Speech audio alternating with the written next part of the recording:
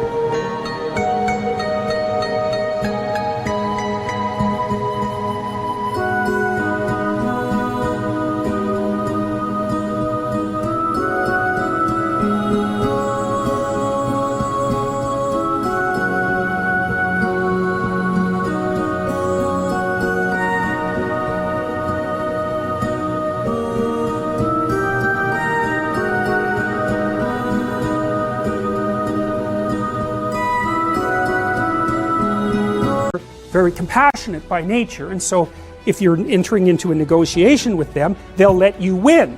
Well, that's not so good, because you need to win too, especially if you're in an organization of adults where there's a struggle, right? When you have kids, you can let them win, especially infants. You have to let them win, and that's partly why compassion is so necessary. But as a basis for negotiation between adults, it's like, sorry, it's insufficient. You have to be a bit of a monster so that you can say no. And so a lot of what you do in psychotherapy is treat people's anxiety and depression. That's a huge chunk of it. Help them straighten out the way they think. That's a huge chunk of it. But another chunk of it is, well, let's toughen you up. Let's put you in a position where you can bargain. Let's teach you how to assert yourself and stand up for yourself. And that's assertiveness training. And it's a huge chunk of psychotherapy. And you need to learn it. It's like, because part of how you regulate your interactions with other people is to negotiate. And you cannot negotiate unless you can say no. You can't do it.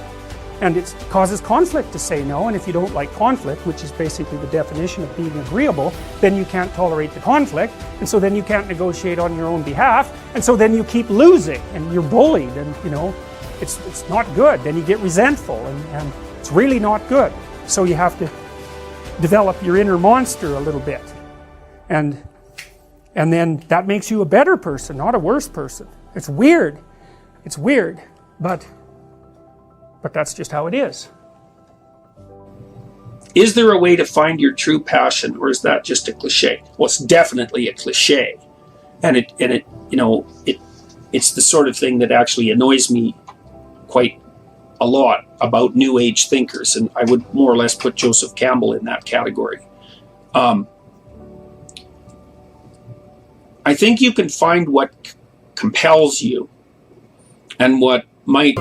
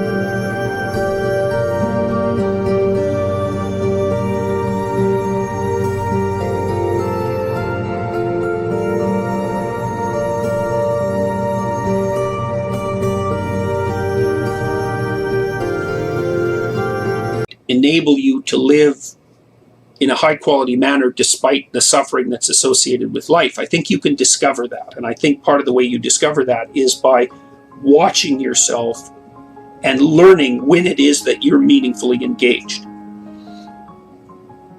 You have to notice that. It's something that happens to you in some sense rather than something that you do. You have to notice when you're meaningfully engaged. And then you have to work to expand the amount of time that you spend in that state. But I would also say that there are moral requirements that go along with that too, because you might say, well, what if you happen to be the sort of person, for example, who finds torturing small animals meaningfully engaging? It seems like that's the sort of meaningful engagement that you probably don't want to expand. So I would say that if you're going to set up your life so that you maximize your meaningful engagement, there's a number of other things that you have to do at the same time. And one of those is that you have to get very clear about who you are and what you're doing. And so, although this would be grounds for a much longer discussion, I think that one of the things that you have to do if you're going to attempt to maximize meaningful engagement is that you also have to do such things as endeavor to stop deceiving yourself and other people in every way you possibly can. And part of the reason for that is that if you engage in deception of any sort, you pathologize the structure, the structure of your being, but you could say you pathologize the structure of your nervous system, and then you can't trust its reports. So if you're going to rely on your nervous system's reports of meaningful engagement to guide your future activities, you better do everything you can to make sure that you're not filling that nervous system with the kind of garbage that's going to make it malfunction and give you false reports.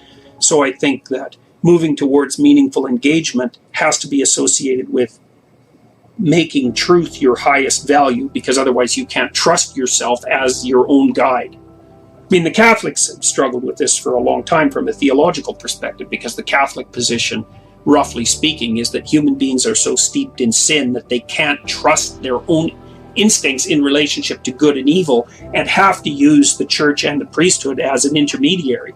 And, you can obviously have an argument about that, and of course Protestants have historically done that, but you got to give the Catholics their due. It's like people aren't pure by nature and only trammeled in their vision by sociological impediments. They're also corrupt beyond belief individually and have to use society as a source of value. So if you're going to personalize your life in some sense, you better act in a manner that makes you a reliable guide.